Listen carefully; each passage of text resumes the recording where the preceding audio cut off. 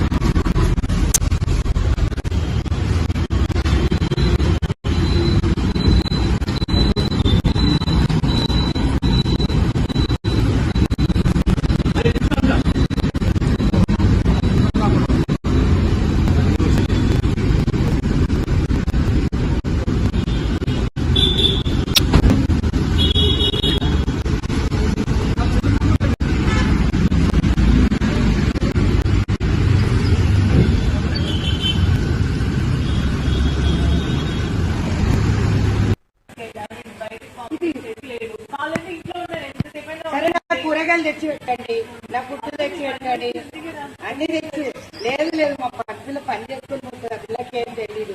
ఇప్పుడు ఇంట్లో కావాల్సిన వస్తువులన్నీ తెచ్చుకోవాలి, రేషన్ తెచ్చుకోవాలి. మరి మోదీ తెచ్చి పెట్టాడా? సిలిండర్ రేటు పెరిగిపోయినాయి.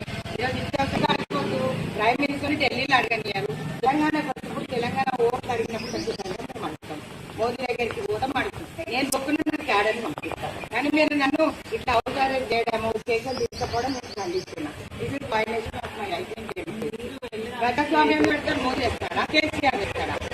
అవుతున్నాడని ఈయన మరి 7 వైపు సాగొడుతున్నాడు జిఎస్టీలని. ఎవరిని అడగాలి?